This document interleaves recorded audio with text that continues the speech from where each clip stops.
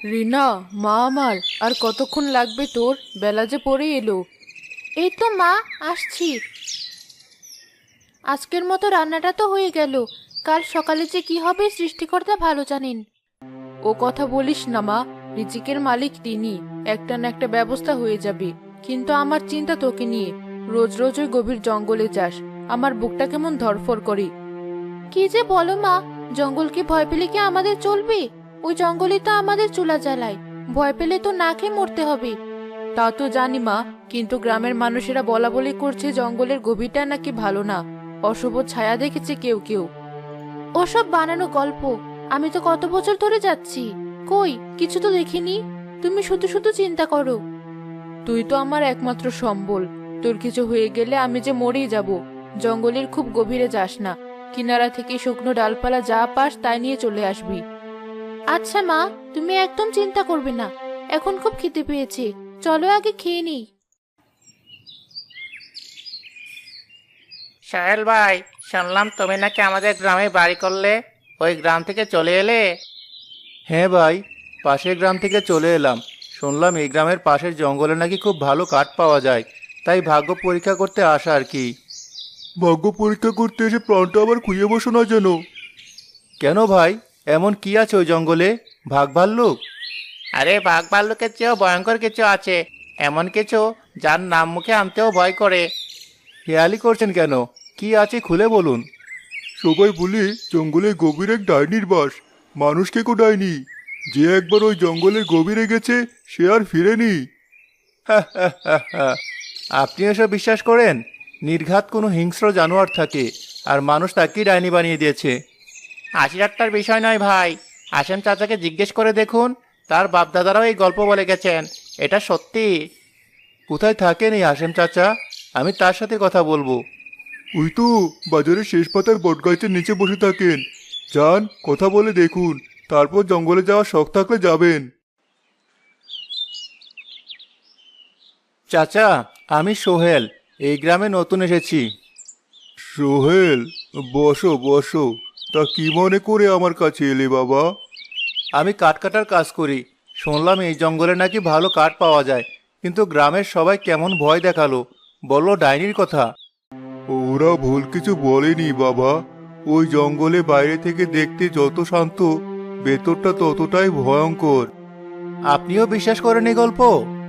বিশ্বাস অবিশ্বাসের কথা নয়, যা নিজের চোখে দেখিনি তা নিয়ে জোর গলায় কিছু বলতে পারবো না। কিন্তু বাপদাদার আমল থেকে শুনে আসছি মায়াবতী ডাইনির কথা। সে নাকি মানুষের গন্ধ পেলে আর রক্ষে রাখে না, জাদু করে জীবজন্তু গাছপালা বানিয়ে রেখে দেয়, তারপর সময় সুযোগ মতো কি খেয়ে ফেলে। বিশেষ করে অমাবস্যার রাতে তার শক্তি বাড়ানোর জন্য সে মানুষ শিকার করে খায়। কি সাংঘাতিক কথা! তাহলে গ্রামের কেউ বাধা দেয় না কেন? কার এত সাহস আছে? কত জোয়ান ছেলে ওই জঙ্গলে হারিয়ে গেছে আর ফিরেনি, তাই এখন আর কেউ জঙ্গলের ওই অংশের দিকে পা বাড়ায় না। তুমিও যেও না বাবা, প্রাণের মায়া থাকলে জঙ্গলের কিনারাতেই থেকো। আপনার উপদেশের জন্য ধন্যবাদ চাচা, আমি অবশ্যই সাবধানে থাকব।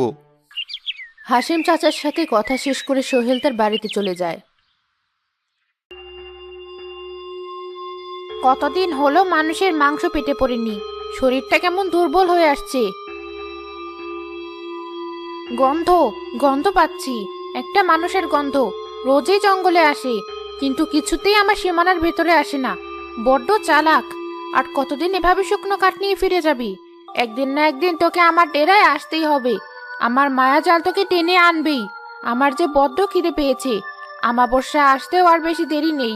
এবার একটা ভালো শিকার চাই। হি হি হি হি হি।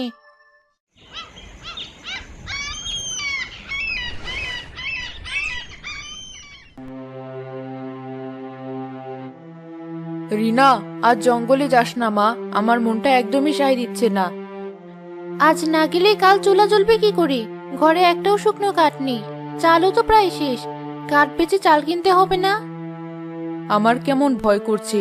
কাল রাতে খুব খারাপ একটা স্বপ্ন দেখেছি একটা কালো ছায়া তোকে টেনে নিয়ে যাচ্ছে। ওসব কিছু না মা, দুঃস্বপ্ন দেখে ভয় পেয়েছো। আমি তো রোজই যাই, আজও যাব। আর তাড়াতাড়ি চলেও আসবো। তুমি শুধু দোয়া করো। আমার দোয়া তো সারাক্ষণ তোর সাথেই থাকে মা। সাবধানে যাস। আর শোন, আজ একদম জঙ্গলের গভীরে যাবি না। যা পাস কিনারা থেকে নিয়ে আসবি, কথা দে। দিলাম কথা, তুমি ভেবো না, আমি আসছি। রিনা তার মাকে বিদায় জানিয়ে চলে যায় জঙ্গল থেকে কাঠ আনার জন্য।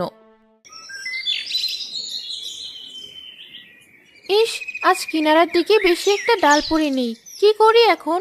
আর একটু ভেতরে গেলে কিছু ডাল পাওয়া যাবে, একবার ঘুরে আসি।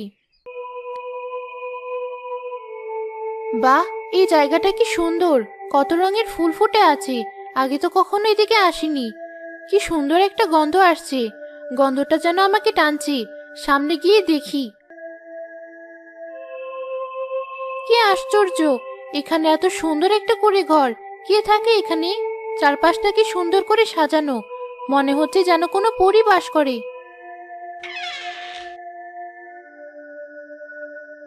কে তুই? আমার বাগানে বিনা অনুমতিতে ঢুকেছিস? আমি পথ হারিয়ে ফেলেছি, আমি কাঠকুড়াতে এসেছিলাম। ভয় পাস না খুকি, পথ হারিয়েছিস? আয়, ভেতরে আয়, পানি খা, জিরিয়ে নে, তারপর আমি তোকে পথ দেখিয়ে দেব।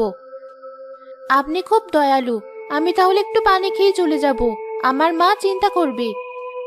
ভেতরে আয়, কতদিন মানুষের মুখ দেখিনি, তোর সাথে দুটো কথা বলি।